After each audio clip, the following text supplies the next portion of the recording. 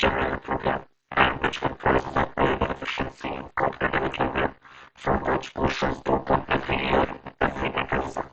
That is why it becomes important to have good grasp over the concepts. So before I start, before I start teaching you about things related to the competitive equilibrium, I would like to tell you what do we mean by Pareto efficiency. So Pareto efficiency says that it is a condition where we cannot make any individual better off without making other individual worse off. Means कि यहाँ पे जो है हमने एक ऐसी condition ऐसी situation पे हम पहुंच गए हैं जहाँ पे कि अगर हम किसी इंडिविजुअल को बेटर ऑफ करना चाहे, उसकी यूटिलिटी को बढ़ाना चाहे, तो जो है दूसरे इंडिविजुअल की यूटिलिटी कम होगी ही होगी। ठीक है, I would like to explain you that with an example. Let's say you have a pie and it is being divided into 10 equal pieces, and let's say that we give and there are two individuals among which we need to divide this pie. Let's say we give all the 10 pieces to individual 1 and 0 pieces to individual 2. So is it the condition of Pareto efficiency? So many of you may be thinking that it should not be, because the individual 2 is not left with any of the pie. But it is not in reality. It is the condition of Pareto efficiency, because if you take any piece of pie from individual 1 and give it to individual 2, then definitely the utility of individual 1 would be going down and utility of individual 2 would be going up. So here we are sacrificing the utility of 1 in to give the utility to individual 2. So that is why it is Pareto efficiency condition, because the Pareto efficiency situation refers to situation where we cannot make one individual better off without making other individual words of. तो यहाँ पे ऐसी situation है ही नहीं। तो अगर इस पाए को आप किसी भी सिचुएशन में डिवाइड करोगे तो वो जो है वो परीटो एफिशिएंट आउटकम ही निकलेगा। ठीक है, इसको हम कहते हैं परीटो एफिशिएंसी। कॉम्पिटिटिव इक्विलिब्रियम ये कंडीशन होती है जहाँ पे कि हम को प्राइस का भी ऐसा मैकेनिज्म लगाते हैं। हम कहते हैं कि प्राइस के मैकेनिज्म से डिसाइड होगा कि भाई क्या सोसाइटी में हर इंडिविजुअल उससे खुश है उस डिवीजन से। ठीक है, तो वहां पे जो है आपकी इनकम का भी इफेक्ट आता है। परेटो एफिशिएंसी में इनकम का इफेक्ट नहीं आता। आगे जाके हम पढ़ेंगे first welfare theorem, second welfare theorem, जो कि हम आपको बताता है do we can we say that competitive equilibrium will be Pareto efficient or not, and can we say that Pareto efficient outcome will be competitive equilibrium or not. ये जो है हम फर्स्ट और सेकंड वेलफेयर थ्योरम में पढ़ते हैं। तो सबसे पहले जो है ज्यादातर जो है हमारे एंट्रेंस एग्जाम्स में मेनली जो है क्वेश्चंस आते हैं जो कि न्यूमेरिकल क्वेश्चंस होते हैं, और ये जो है हमारे को हमारे अंडर ग्रेजुएट में ज़्यादा करवाए ही नहीं होते, इसलिए इट बिकम्स इम्पॉर्टेंट टू इसलिए that is why coaching centres have their focus on making you do the questions. So I will be starting with that itself, and if I think of explaining you something, I would definitely explain you in between. So let's say that there are two so now we are going to start with the general equilibrium. Till now, we have been doing partial equilibrium, where we were trying to maximize the utility of an individual given his budget constraint, and there we were just maximizing the utility of one individual and not that of two individuals. Now we are starting with an economy where there are two individuals and they both will try to maximize their utility. Here we start with the assumption that the endowment is being given to the individuals. It means that production has taken place itself in the economy, and now the production is being allocated to the individuals. Now the exchange of that goods that they already possess, with the exchange of that they try to maximize their utility. That is what we are trying to do in this Pareto efficiency and competitive equilibrium. Let's say that there are two individuals, individual 1 and individual 2. And the first example, we are assuming that both of them are having the Cobb-Douglas utility function.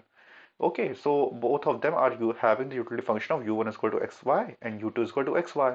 And here we are saying that there is an exchange economy and no external production is taking place. I have already said you that.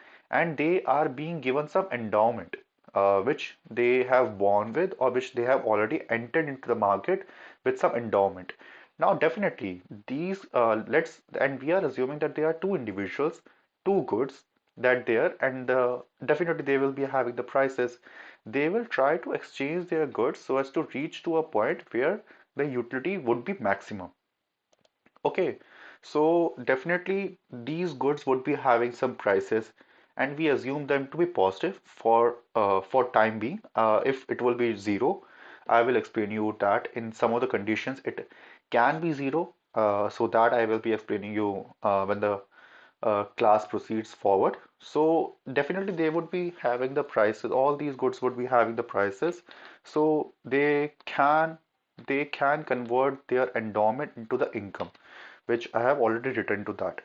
So now let's say that sometimes you may not be able to, you may want to solve the answer with the help of box plot, which is the help of box, which is the uh, Edgeworth box we say it to be, where we plot the combination of consumption bundles. Let's say that it is 0, 10, so 0 means 0 of good X and 10 units of good Y, so it will be this, and it will be 10 of 0. So the how much units do we have of good X? It will be 0 plus 10, which will be 10. And how much goods units of good 2 do we have? It is 10 plus 0, which is equal to 10. So we are able to form a square Edgeworth box which has its coordinates 0, 0, 10, 0, 0, 10, and 10, 10. So in this way, let's say that individual 1 is given 0, 0, comma 0 units of good 1 and 0, 2, and the individual 2 would be having 10, comma 10 minus 10 minus given into individual 1 and 10 minus given to individual 1 of good 2. So this, and again we say 5, 0, 10, 0, 0, comma 5, 5, comma 5, 10, comma 5. These are the various combinations which are lying onto the corners like that of 0, 0, 5, comma 0, 10, comma 0, 0, comma 5, 5, comma 5, 10, comma 5, 0, comma 10, 5, comma 10, 10, comma 10. So all these combinations we first form because it will help you to find out what can be the Pareto efficient outcomes. It helps you find the Pareto efficient allocations fast, in a fast manner. That is why we are doing, and never forget this concept of what I am teaching you right now. So in this first we form these combinations, and then we get the individual 2 combination by 10 minus quantity given to individual 1 of good 1 and 10 minus quantity given to individual 1 of good 2, and this combination we get, and the utility function we already know, u1 is equal to x comma y, therefore 0 multiplied by 0 will be 0, 5 multiplied by 0 will be 0, 10 multiplied by 0 will be 0, and 0 multiplied by 5 will be 0. And in this way 5 multiplied by 5, 25. So you get this, and the same way we can get the individual this. Now we want to find out what is the Pareto efficient curve, which we also called as contract curve. Okay, so here we can see that the in the allocation 1, the individual 1 is having the utility equal to 0, and in the all the first 5 outcomes, the individual 1 in the all the first 4 outcomes, individual 1 is having the utility 0, and the all the first 4 outcomes, individual 2 is having some positive utility in 3 combination and 0 utility 1. Therefore, with keeping the utility of individual 1 constant, we can increase the utility of good 2. We can increase the utility of individual 2 without making individual 1 worse off in the condition of 1, and the allocation 1 is more beneficial than that of allocation 2, which is so allocation 1 is Pareto superior to allocation 2, allocation 3, and allocation 4. That is why these all outcomes get rejected when we want to find out the Pareto efficient outcomes. Again, we will check out this case, the allocation 5. Here, if we check all the outcomes, we won't be able to find a situation where we can make both the individual better off, or we can keep the individual utility of one individual constant equal to 25 and make the individual two better off, or vice versa. That is why it will also be considered as the Pareto efficient outcome. And in the case of the last four outcomes, 6, 7, 8, 9, you can see that the individual 2 utility will be equal to 0, and we can make individual 1 better off by giving the allocation of equal allocation 9. So, allocation 9 is Pareto superior to allocation 6, 7, and 8. So, in this way, we are able to find out three Pareto efficient outcomes. These are Pareto efficient outcomes because we are not able to find Pareto superior outcomes, uh, Pareto superior outcome in comparison to these outcomes. So, many of you would be having the question of what do we mean by Pareto superior outcome? So Pareto superior outcome refers to that outcome where we can at least make one individual better off without making other individual worse off, or we can make both the individuals better off. Let's say that both the individuals are having the utility of 10, and if I am able to find an allocation such that I can increase the utility of individual 1 more than that of 10 and keeping the utility of individual 2 equal to 10, or vice versa, or I can reach to a situation where I can increase the utility of both the individuals and take the utility above of 10, then I would say that the allocation which was giving utility of 10 to each will be Pareto inferior because there exists a Pareto superior outcome, and the allocation which was giving the utility of 10 to each will not be Pareto optimum. That is the condition that you need to remember, and all of that is written here. If you face any problem, you can definitely ask me later. Okay, so यहाँ पे मैंने Pareto efficiency की definition में लिखी है utility of both the increases with change in bundle, utility of one commodity increases, keeping the utility of other constant, utility of two increases. So this is if this is happening, then that allocation which we are starting with will not be Pareto efficient because there exists a Pareto superior outcome. यहाँ पे मैंने इसकी definition लिखी है, point is called to be Pareto efficient when we cannot make one individual better off without making someone else worse off. ठीक है, तो ये सब हमने करा हुआ है, और हम इससे ये तो थोड़ा बेसिक अंडरस्टैंडिंग होती है आपकी कि आपको समझ आए कि ये होता क्या है, और ये जो बॉक्स सिस्टम है इससे आसानी से बना फाइंड आउट किया जा सकता है, तो do try to make it on your own at home. Now I will be starting. Now I will be going to second page. Okay, so now we are starting with the other thing, which is the other method. This was the first method which you may need to use if, and that comes with practice of which method that you should use. Okay, now we are starting with the other method, which is the utility maximization method. So we all know what do we mean by indifference curve. Indifference curve refers to the locus of the combination of all those points which gives the individual the same level of utility. Okay, let's say that individual one's utility is represented by this indifference curve, and individual two utility is represented by these various indifference curves. And now, yeah, so what do you really think that this point where my cursor is would be Pareto optimum? No, it will definitely not be, because we can increase the utility of individual two without increasing the utility of without reducing the utility of individual one. That is why there is this the Pareto superior point to it. And if this condition exists, then that point will be not be Pareto optimum. So यहाँ पे मैंने यही लिखा हुआ है that my utility indifference curve is kept to be as constant, and then see where is your utility maximized. So your utility, uh, let's say that the indifference curve is of u is being represented by this one single curve, and utility of me is being represented by these various curves. And if this is the point, I would say that it is beneficial for me to increase my utility if I go towards this point, because, and you should also not have any problem with this thing because your utility isn't get affected, it is still the same. Let's say we are not assuming that the person is of the nature that he would get jealous of me, of other person having utility being increased. We are not assuming that. Okay, so we will try to reach to a point where the utility of all the individuals is reached to be maximum, and it can't be increased if it can only be increased if the utility of other individuals is reduced. Okay, so this is the method 2. Here we are trying to maximize the utility of one individual, keeping the utility of other individual constant. this is the other method where it is we are looking for the areas of no intersection. If we are drawing the indifference curve of two individuals in the Edgeworth box and we are able to find area between those indifference curves, which then we say that the allocation that we are referring to of it being Pareto optimum or not will not be Pareto optimum because there is area that is there between these indifference curve. So now I will explain you with the graph.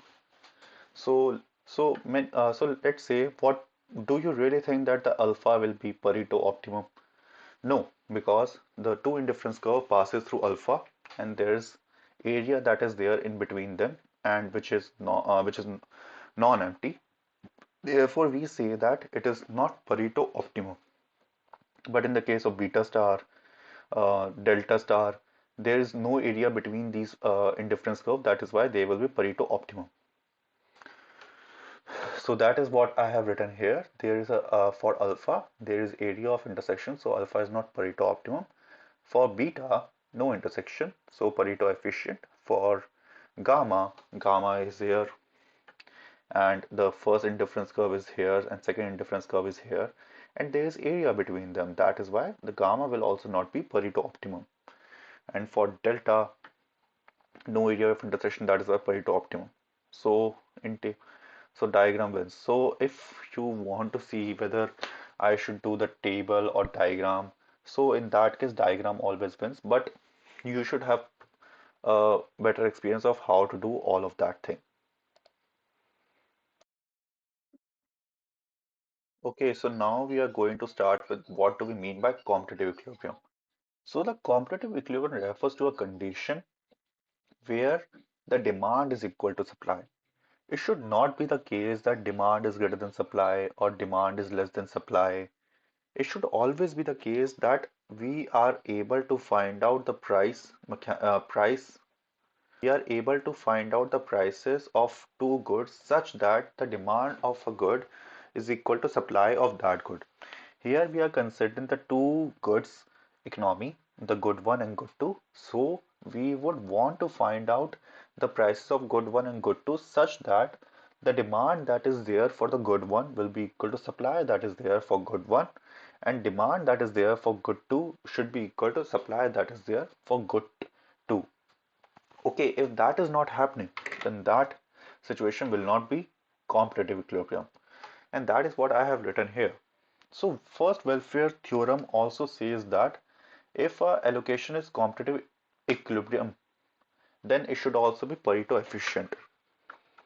And the second welfare theorem says that the Pareto efficient outcome can be competitive equilibrium given the changes in endowment that you will get to know later. Okay, so walrus law क्या कहता है? Walrus law बहुत ही अच्छी चीज कहता है। उसमें ये कहता है कि एक्सेस डिमांड वेक्टर जो होता है हमारा जीरो होना चाहिए। जैसे कि अगर मैं कह रहा हूं that you can not purchase more than your income, here we are assuming that you cannot borrow nor you can lend. All that you can do is spend your income, spend your resources that you are having to maximize your utility. ठीक है, तो यहाँ पे हम कहते हैं that you can't purchase more than that of the income that you are having.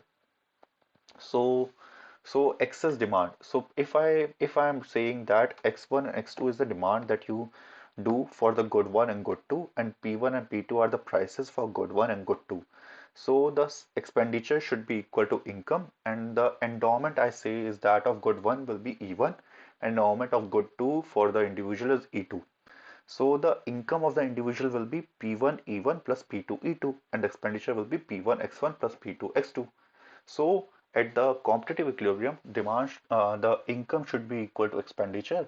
So we write the P1 X1 plus P2 X2 is equal to P1 E1 plus P2 E2. And let's say that we take the P1 E1 plus P2 E2 from right hand side to left hand side. So on the left hand side, it will become P1 multiplied by X1 minus E1 plus P2 multiplied by X2 minus E2 is equal to 0. So now we say that excess demand is equal to X1 minus E1.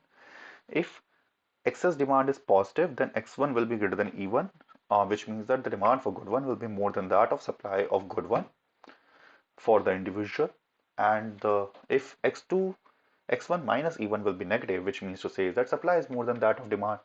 So, so that is the excess demand vector, which is P1 multiplied by X1 minus E1 plus P2 multiplied by X2 minus E2. Okay, so if I assume that the prices is positive, which means to say is that both the P1 and P2 are positive, then the situation of competitive equilibrium can only exist if demand is equal to supply, which will be possible if ZP is equal to 0. Here is a vector. Here we are combining the P of condition of for both the individual. You can say that X1, the demand of good 1 by the individual 1 plus demand of good 1 by the individual 2 should be equal to supply of good 1, uh, supply of good 1, which will be E1, which will supply of good 1. If that is the case, and the demand for good 2 by the individual 1 plus demand for good 2 by the individual 2 should be equal to supply of good 2. If that is the case, then it is a competitive equilibrium. And the case 2 says that if the price of any good is equal to 0, then there can be two conditions: that excess demand is not equal to 0. Let's say that if the price of a good if a price of any good is 0, then it can be possible that the good is gives possibility to an individual, so that the individual can demand the infinite quantity of that good. Then the excess demand will not be then the demand will be more than that of supply, so that will not give us the competitive equilibrium condition. But if a price of any good is 0 and excess demand is negative, which means to say is that demand is less than supply, then the price will fall and we may be able to reach to a situation where the competitive equilibrium can exist. ठीक है, ये वाली condition हो सकती है, but अगर हम price ही हमारा जीरो है और demand is greater then that of supply, तो हम कभी भी इक्विलिब्रियम कंडीशन में पहुंच नहीं पाएंगे। ठीक है, तो अब जो है हम आगे का स्टार्ट करेंगे। इसमें जो है like in the case of, हम इसमें आगे का बता रहे हैं कि अगर लेक्सिकोग्राफिक प्रेफरेंस होती है, लेक्सिकोग्राफिक प्रेफरेंस जो है मैंने वहाँ को स्टार्टिंग में उस समय बताया था, या जब मैं यूटिलिटी डिमांड फंक्शन के बारे में कर रहे तो लेक्सिकोग्राफिक प्रेफरेंस के बारे में बताया होगा, और अगर नहीं बताया तो कोई प्रॉब्लम, मैं अभी बता देता हूँ। लेक्सिकोग्राफिक प्रेफरेंस होती है that if I say that individual one prefers lexicographic x to y, it means that if I give the individual same quantity of good y in two bundles and give extra unit of good x in any bundle, then that bundle which is having more of x will be preferred. Okay, or you can say that if I give any infinite amount of good y, but I give amount of good x more than that of, let's say that you are having a bundle which is equal to 10 units of x and 10 units of y, and in the other bundle I say that you have 9 units of x and 9 units of x and 1000 units of y, then an individual is lexicographic x to y, so he will be preferring bundle 1 to that of bundle 2 because he prefers x to y at any cost. So if I say that if p so in this case I say in case of lexicographic preference x to y, if py is equal to 0, then more of y shall be demanded, because it will not be that the individual will be having zero utility, therefore the infinite quantity of good y will still be demanded, and that will not give us the Pareto efficient outcome. मैंने यहाँ पे लिखा infinite quantity of y as demand as utility increases with this, it is free. Obviously we will not take y because it costs us nothing. We will take y. If individual has lexicographic x to y and other utilities something, then while clearing x market, py is equal to 0 is coming out, equilibrium will not be established at any price ratio as demand for y will be infinite by that individual of lexicographic x to y, and that is why this condition will not give us any competitive equilibrium. ठीक है, तो अभी तक यहाँ पे जो हमने पहले तीन मेथड्स देखे, हमने ये we learned that how to find out the Pareto efficient or the contract curve in this condition, now we will be finding out how to find out the competitive equilibrium in this, which is very important for us because it comes in various entrance exams. Okay, so अब जो है हम competitive equilibrium के बारे में देखेंगे। ठीक है, तो मैंने आपको बताया कॉम्पिटिटिव इक्विलिब्रियम में ये कंडीशन सबसे पहले सेटिस्फाई होना चाहिए कि demand should be equal to supply for each good. ठीक है, तो हम यहाँ पे सबसे पहले अज्यूम करके चल रहे हैं न्यूमरियर, जिसमें हम कहते हैं we are assuming that the price of good one to be equal to one. So first we are starting that first we should try to find out the income of the individual with the assumption that the price of good 1 is equal to P1 and price of good 2 is equal to P2. Now in the first example we are stating that the endowment of individual 1 is 0, 10, which means to say is that 0 unit of x and 10 units of y, and then the income of individual 1 will be 0 multiplied by P1 plus 10 P2, so it will be equal to 10 P2, and the income of individual 2 will be 10 P1 plus 0 P2 will be equal to 10 P1 because the endowment of individual 2 is 10, 0. So the supply of good 1 is 10 because there are the 0 units of good x for the individual 1 and 10 units of good 1 is there with the individual 2. That is why in total the supply of good 1 is 10. So now we say, as we know that the demand function in the case of Cobb-Douglas is m1 upon 2p1 because the utility function is xy. I taught you how to find the demand curve in the first and second class. You can refer to that if you have forgotten, but you should not forget these things because they are bread and butter. Okay. So in this case, we will be saying x1 plus x2 is equal to 10. So m1 upon 2p1 plus m2 upon 2p1. So 10p2 upon 2p1, and here you are able to reach the solution of 5p2 upon p1 is equal to 5, and we have assumed that p1 is equal to 1 as the numerator. So you are able to get p2 is equal to 1. So p1 upon p2 is equal to 1 is the condition. Okay, is the equilibrium condition or the equilibrium price ratio. You are being asked this question in most of the entrance exam. The questions will definitely come from the general equilibrium, so you should have the good grasp over it. So if you will put the value of P1 and P2 into the X1 demand M1 upon 2P1, so income of individual 1 will be 10 and income of individual 2 will be 10, and if you try to find out the demand function for individual 1, which will be 5,5, and 5,5 will be individual 2. So this is the competitive equilibrium that you are able to find for the first question that we have done. Okay, so this first welfare theorem, which you can also read from Mankiw, the book that I have suggested in the first two classes, there it is very beautifully being explained of the conditions that are required to say that the competitive equilibrium will be Pareto efficient. In which condition can we say that? Okay, but all the competitive equilibrium will be Pareto efficient, but not all the Pareto efficient outcome will be competitive equilibrium. Okay, that you can read, and if you still face any problem, you can ask me. Okay, now we are starting with the another example, which is so where the individual one is having the Cobb-Douglas utility function and the individual two is having the perfect complementary utility function. Okay, and still we are assuming that the individual 1 is given the endowment of 0, 10, and individual 2 is given the endowment of 10, 0.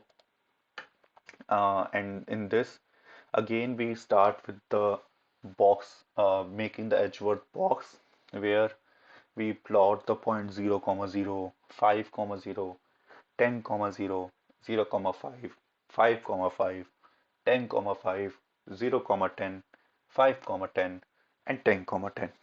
Okay, again, we write the utility that the individuals have in all the 9 cases for the individual 1 and individual 2. In the first 4 outcomes, we can see that the individual 1 is having the utility of 0, and the individual two's utility is superior than that of the utility that the individual two gets in the second, third, and fourth cases, keeping the utility of individual one constant. Therefore, the allocation 1 will be Pareto superior to allocation 2, 3, and 4. A similar thing can be seen in the allocation 6, 7, 8, and 9. So I do not need to explain that to you again. And in the allocation 5, we can see that there does not exist any allocation where we can make any individual better off without making other individual worse off. That is why it will also be Pareto optimum. So Pareto optimum, we get the contract curve as this, the line that joins this, which we will be seeing later. So here again, you can use the method 2 of finding out which point is the Pareto outcome, whether it exists on the axis or not, whether it exists on the points other than that of 45-degree line or not. In this, you will experience that all the points will lie on the Pareto, on the 45-degree line, which will be Pareto efficient. Again, here you can use the third method 3, of which all points will be Pareto optimum. You may but the thing is that the method 2 and method 3 are more important because it helps you to find out the Pareto efficient outcomes even in those cases where it is difficult to make the diagram. Uh, this diagram always wins over the table. So you should have the good knowledge of why I am saying that alpha is not alpha is Pareto optimum, beta is not Pareto optimum. Why is why is this point uh, Pareto optimum? So all of that. Again, we will try to find out the competitive equilibrium in this condition with the assumption that the good one is numeric. So that is why we are assuming the price of good one to be equal to 1. Again, we try to find out the case where the demand of good one will be equal to supply of good one. Here I am just starting with the basic thing. That is why I am making only the demand of good one to be equal to supply of good one. Otherwise, you should try to you should try to do it for both the goods, good one and good two. Which I mean to say is that you should do this condition thing of for the good one also and for the good two also, because sometimes it gives you contradictory answers. So it becomes important to do check in both manners. Okay, तो अब जो है हम इसमें competitive equilibrium find out करना देखेंगे। इसमें हमने जैसे कि कॉप डगलस में मैंने आपको कहा था that m1/2p1 is the demand function in the case of Cobb Douglas, and m1/p1 plus p2 is the demand function in the case of perfect complements. So m1 was 10p2 and m2 was 10p1. We write all of this and we try to find out the value of P2. Here we get the value of P2 is equal to 0 and P2 is equal to 1. So what do you all think?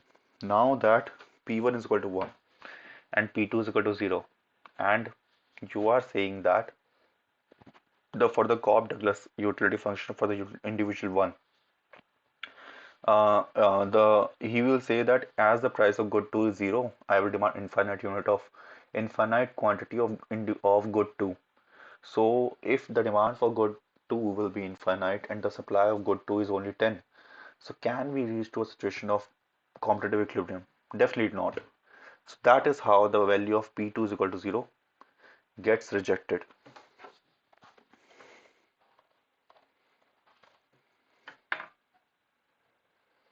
ठीक है, तो this individual this will not,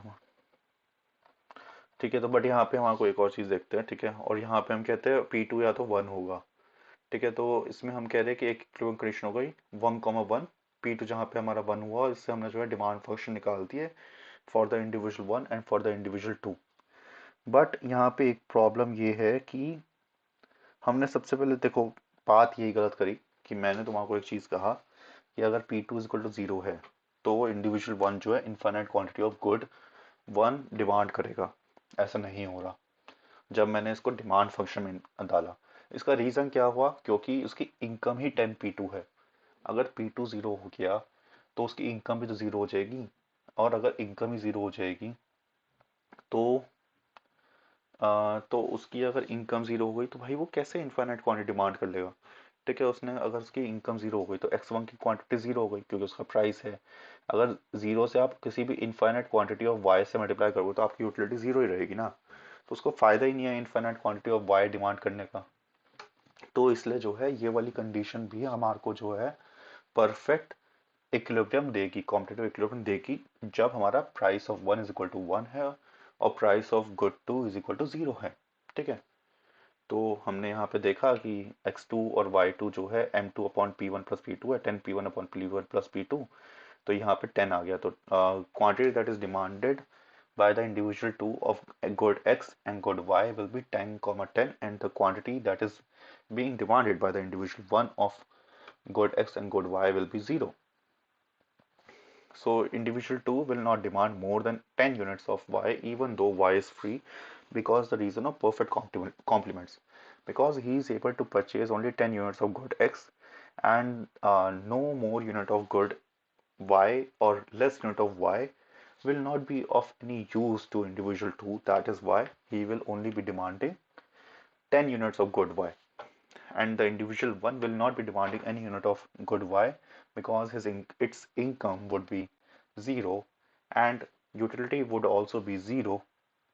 So there is no benefit in demanding of the good y even if the price of good 2 being 0. So we get the two competitive equilibrium of 5 comma 5 for the individual 1 and 5 comma 5 for individual 2, and 0 comma 0 for individual 1 and 10 comma 10 for individual 2. And the competitive equilibrium, the Pareto efficient line which I had told you earlier was this 45-degree line, and we can plot these competitive equilibrium, which is 0 comma 0 and 5 comma 5. Okay, so now we will start with the third example. Okay, so now the third example, we are starting with saying that the individual 1 is having the utility function of Cobb-Douglas and individual 2 is having the utility function of perfect substitutes, which is x plus y. And individual 1 is again starting with the assumption that the individual 1 is having the endowment of 0 comma 10, and individual 2 is having the endowment of 10 comma 0.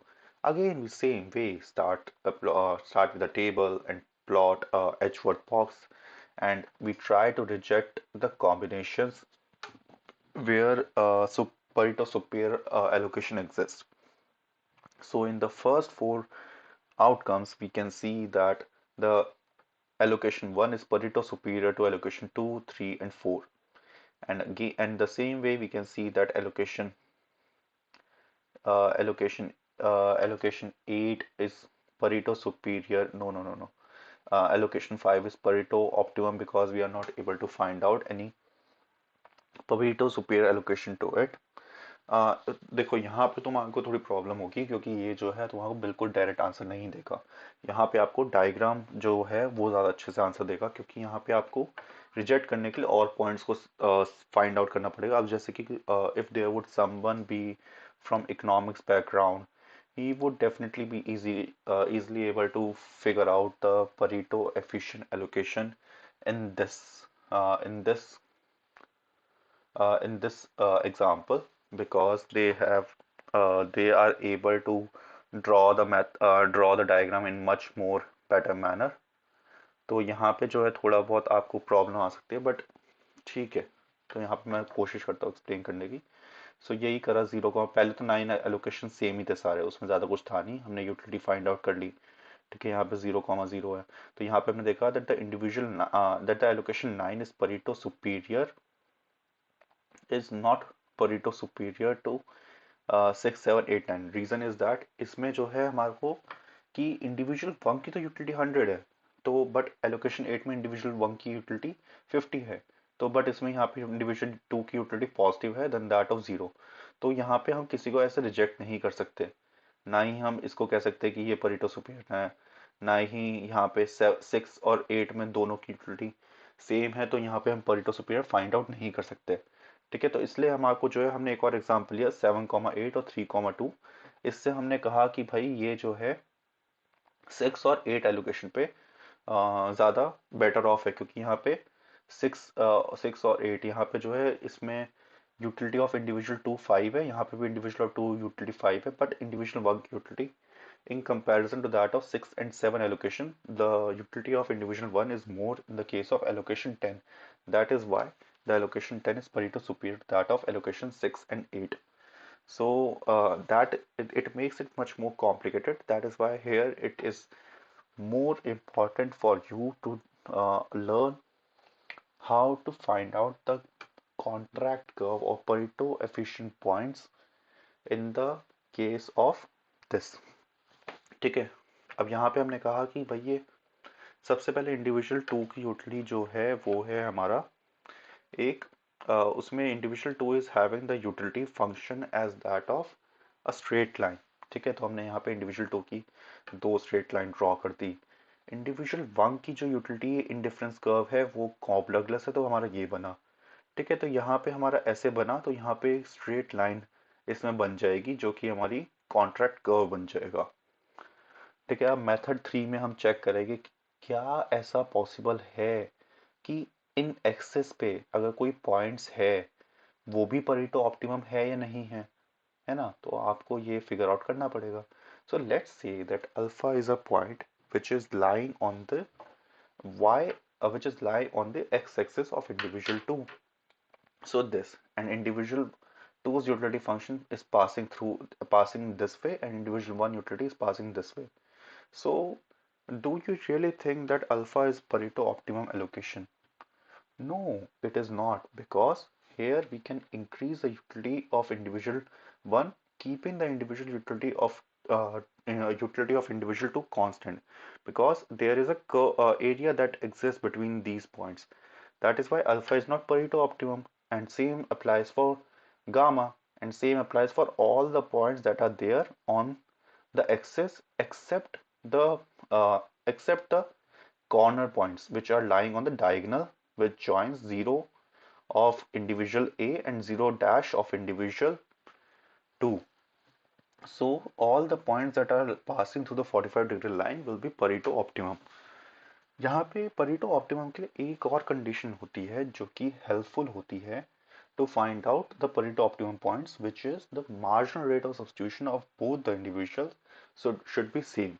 So I had told you how to find out the marginal rate of substitution for the individual, which is MRS of any individual is equal to delta u upon delta x upon delta u upon delta y, which was f1 upon f2. So in the case of individual 2, it will be y1 upon x1. In the case of individual 2, it will be 1. So x1 is equal to y1 is the Pareto efficient line or contract curve. It means to say is that the quantity that we give to the individual 1 for both the good, they should be equal, which means that like that of in the case of individual, if individual 1 is getting 0 units of good 1 and 0 units of good 2, then it will be represented at this point, and the individual 2 will be getting 10 units of good x and 10 units of good y. And as similar manner, 1 comma 1, 9 comma 9, 2 comma 2, 8 comma 8, 3 comma 3, 7 comma 7, 4 comma 4, 6 comma 6, 5 comma 5, 5 comma 5, 6 comma 6, 4 comma 4. तो ये हमारी diagonal line बन जाएगी। ठीक है, अब यहाँ पे भी हम आपको फिर से वही है कि हम आपको कॉम्पिटिटिव इक्विलिब्रियम फाइंड आउट करना है, तो हम वही फाइंड आउट करेंगे इसमें। Okay, so now we will again start with the same thing, is that the assuming that P1 is equal to 1, and मैंने जहाँ पे कि आपको स्टार्टिंग में करवाया था कि यहाँ पे जो है तीन केसेस आपके बनते हैं, P1 upon P2 less than 1, P1 upon P2 is equal to 1 and P1 upon P2 greater than 1। ठीक है, तो अगेन यहाँ पे हमारे थ्री केसेस बनेंगे, और सबसे पहले जो हम केस स्टार्ट कर रहे हैं P1 upon P2 less than 1। तो इसमें क्या होता था कि हमारा जो है slope of budget line is less then that of slope of indifference curve. तो यहाँ पे होता है कि हमारा बस x की कंजप्शन की डिमांड होती है from that individual who is having the perfect substitutes utility function. ठीक है, तो यहाँ पे जो है हम कह रहे हैं कि बस उसका जो है गुड 1 की डिमांड होगी अगर हमारा P1 upon P2 is less than 1। तो हम कह रहे हैं x1 plus x2 is equal to 10 and x1 demand is that of individual 1 which we are getting from the Cobb-Douglas utility function, which will be m1 upon 2p1 10p2 upon 2p1 plus the demand that is there for the good 1 by the individual 2 will be 10p1 upon p1, which will be 10. So the p2 should be equal to 0, but that can't be possible because here we are assuming the p2 to be greater than 1. So this is the condition which can't be possible. And now we start with the other case of p1 upon p2 is equal to 1, where we say that the price of both the goods is equal to 1, and in that case the individual 2 which is having the utility function of perfect substitutes can have its demand from 0 to m2 upon p1, which is the 0 to maximum quantity that the individual 2 can purchase of good 1 with his given income of m2. Therefore we write the x1 plus x2 is equal to 10, and 10 p2 upon 2p1 is equal to 5p2, 5p2 plus this, and we say that p1 upon p1 is equal to p2 is equal to 1, so 5 plus this, therefore 5 plus 5 is equal to 10, therefore this which is possible, and then we say that it is a condition which gives us Pareto, which gives us competitive equilibrium. Now we will check for another condition of p1 upon p2 greater than 1. Here in this case the individual 2 will only be demanding of good 2 and not of that of good 1. So here the quantity we are checking the demand of quantity of good 1 to be equal to supply of good 1. That is why it will be written as the demand that is there for the good 1 by the individual 2 will be 0, and it will be written as 10p2 upon 2p1, which we are getting as p2 is equal to 2, which is not possible because here the p2 should be less than 1. So the only condition that gives us the competitive equilibrium will be that of P1 upon P2 is equal to 1, where both the P1 and P2 will be equal to 1, and the demand that is there for both the goods by both the individual will be 5, and the equilibrium can be shown by this point. Now we will start with another example. Okay, so now we are starting with example 4. In this case, we are having the utility of an individual 1 to be as the Cobb-Douglas, and individual 2 to be having the utility of maximum. Therefore, the individual would either be consuming of good 1 or of good 2, but not but he will never consume the both the goods together in the case of individual 2. Therefore, again we try to draw the diagram or the table in this way, and we can see that the individual keeping the individual 1 utility to be equal to 0 and the individual 2 utility will still be 10. Therefore we are not able to find out the rejection allocation which will be Pareto superior to these first four allocations. And in the case of fifth, it is the 25,5, but the allocation 6 is having the utility of individual 1 to be 50, which is more than that of utility 25 in the case of individual 1, keeping the utility of individual 2 be constant at 5. That is why it will be Pareto superior, and the allocation 5 will be Pareto inferior. Though that is why the Pareto allocation 5 will not be Pareto optimum. And the same thing is that we are not able to find any Pareto superior point uh, with respect to the allocation 7, 8 and 9. That is why all these allocations are Pareto optimum except allocation 5. अब यहाँ पे जो है ये सबसे अगर आपका diagram वाला जो मेथड है वो अगर आप बहुत अच्छे से आता है तो आपको जो है कोई प्रॉब्लम नहीं आने वाली इसको डायग्राम में बना के और जल्दी से Pareto optimum allocation find out करके। ठीक है, इसमें क्या है कि इंडिविजुअल वन की तो कॉब डगलस तो ऐसे ऐसे ऐसे बनेंगे इसमें, और इंडिविजुअल टू की जो यूटिलिटी फंक्शन है वो हमारे बनेंगे ऐसे रेक्टेंगल में, मतलब हमारे ऐसे कर्व्स बनेंगे अपोजिट उल्टा, मतलब एल तरीके की कर्व। ठीक है, यहाँ पे इसकी यूटिलिटी ऐसे में बढ़ेगी, और अगर हमारा इसमें हम देखें कि क्या ये एलोकेशन हमारा परीटो ऑप्टिमम है या नहीं है, इस पे जो हमारे एलोकेशंस लाई करेगी वो हमारे परीटो ऑप्टिमम है या नहीं है, इस पे लाई करेगी वो परीटो ऑप्टिमम है या नहीं है। इसमें इसमें जो है all the points that are lying on the boundary are Pareto optimum. ये इसकी सबसे बड़ी ब्यूटी है, और ये क्वेश्चन बहुत बार पूछा भी जाता है कि tell me the Pareto optimum points if the individual if one individual is having the co-optimal utility function and the individual having the maximum utility function। इसमें हमारे सारे कॉर्नर पॉइंट्स होते हैं।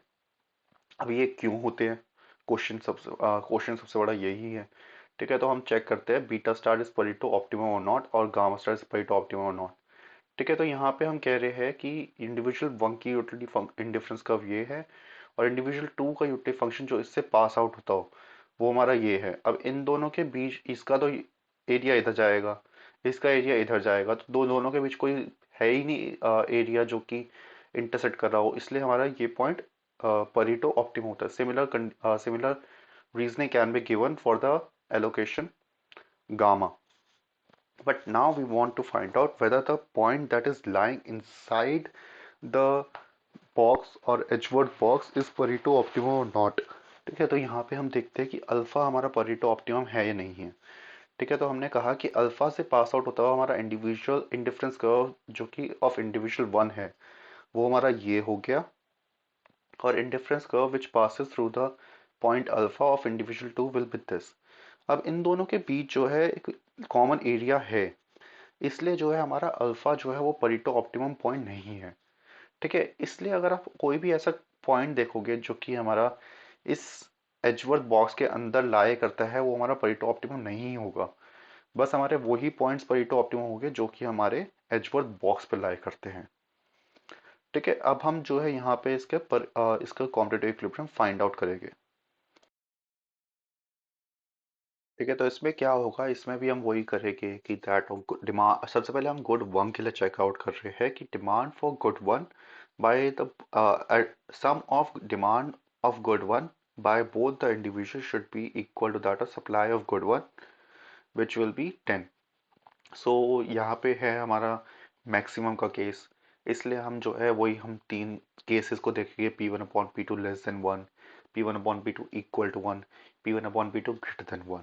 ठीक है, सबसे पहले हम स्टार्ट कर रहे हैं P one upon P two is greater than one. अब P one upon P two greater than one हुआ तो P two is less than one, इसका मतलब है कि भाई price of good two is less then that of price of good one. So definitely the individual 2 will demand only good 2 and not good 1. So that is why the demand of good 1 by the individual 2 will be equal to 0. So in this case, for the equilibrium to exist, the demand for the good 1 by the individual 1 should be equal to supply of good 1. So let's see whether it is happening or not. So in this way, we are getting P2 equal to 2, but P2 should be less than 2. So it is not the condition of commutative equilibrium. Now we will check for the case of P1 upon P2 less than 1. Again, यहाँ पे जो है P2 is greater than 1. So of course, the individual 2 would not be demanding any good quantity of good 2 and will only be demanding all the quantity that he can purchase with the given limited income of 10 P1।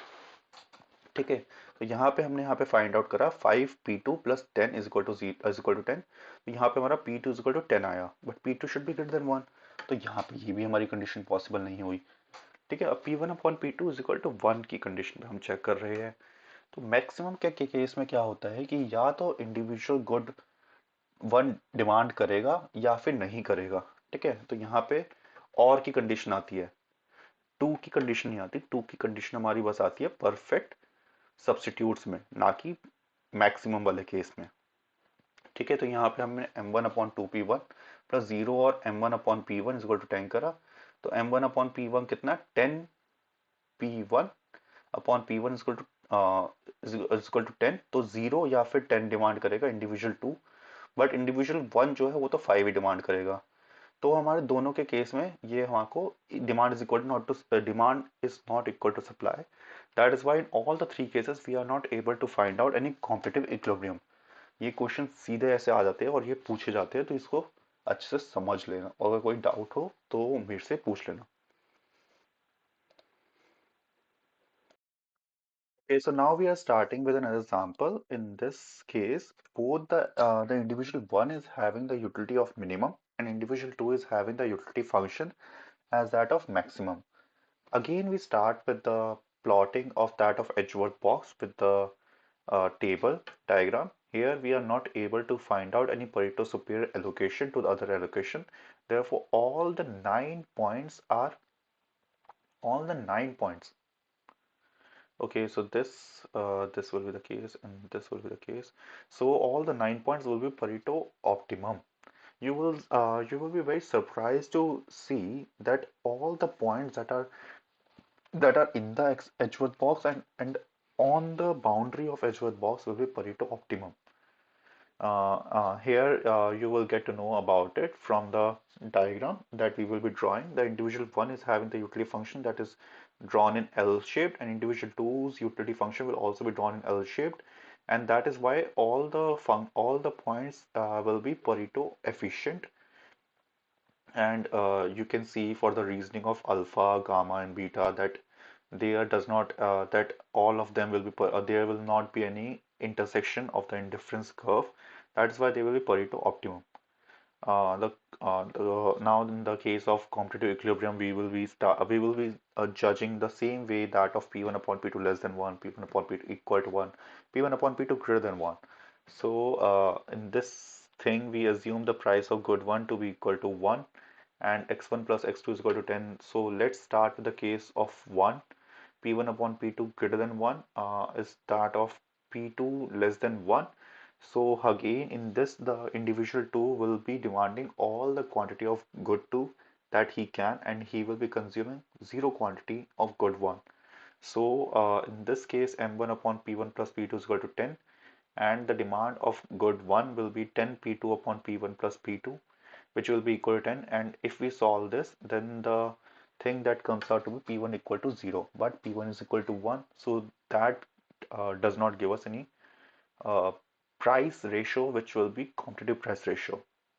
We will be judging the case, we will be uh, seeing the case of P1 upon P2 less than 1. So in this case, the P1 will be P2 will be greater than 1. So all of that, the quantity that is being demanded by individual 2 will be that of good 1. Therefore, it can be written as this. So in this way, we find out P2 is equal to 0.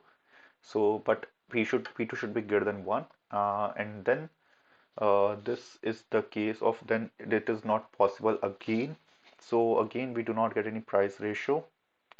Now I will be starting with another case, which is the P1 upon P2 equal to 1, where the both the P1 is equal to P2 is equal to 1, and the demand of good 1 by the individual 1 will be M1 upon P1 plus P2, and the demand of the by the individual 2 of good 1 will be either 0 or all the quantity that he can purchase with his given limited income, which will be 10 P1 upon P1, which will be 10. So it will be 10 P2 upon 1 plus P2, and here we are assuming the P1 and P2 to be equal to 1, so it will be 5. So the individual 2 can only demand 0 quantity of good 2 or 10 quantity of good 2, though both of them do not give us any competitive equivalent, therefore no competitive equivalent exists in this case as well. So now I will be discussing one more example with you, which is the example 6. In this, we are assuming the individual 1 to be having the utility function of min and individual 2 to be having the utility function of perfect substitutes. And again, we draw the box diagram, and all those 9 points we check out whether they have the competitive equilibrium or not. In this, we only find out the points which are Pareto optimum to which are lying on the 45-degree line, and they will be Pareto optimum. You can do that. Now, by now, you would have now experience of how to find out these points, so you would be able to find out in better manner. And if you don't, you can ask me later. So now here again you can find out the competitive equilibrium. We will be checking the three cases of P1 upon P2 less than 1, P1 upon P2 greater than 1, P1 upon P2 equal to 1. All of these traces we will be checking out. First, we will be starting out P1 upon P2 greater than 1. In this, the P2 will be less than 1. So all the quantity that will be demanded by individual 2 will only be that of good 2 and no quantity of good 1 will be demanded. That is why x2 will be equal to 0 and x1 will be m1 upon p1 plus p2, because the utility function of individual 1 is perfect complement. So we, after putting out the values, we get the P2. We are not able to find out the situation where the demand will be equal to supply. Therefore, no competitive price ratio exists in this case. Similarly, we can do the thing for the second case, and the case of 3, as the individual 2 is having the perfect substitute utility function. Therefore, if the prices of both the goods are same, equal to 1, therefore the demand will be that of 0 quantity of good 1 to maximum quantity that he can purchase with his given limited income, which is M2 upon P1. Therefore, after writing out 10 P1 upon P1, we find out that here in this case the price ratio exists and the equilibrium bundle will be that of 5,5 to individual 1 and 5,5 to individual 2. So we will be doing the other part later. And thank you for this class. And if you face any problem, you can uh, contact me later, or but please try to do these things in the best possible manner because they are very important.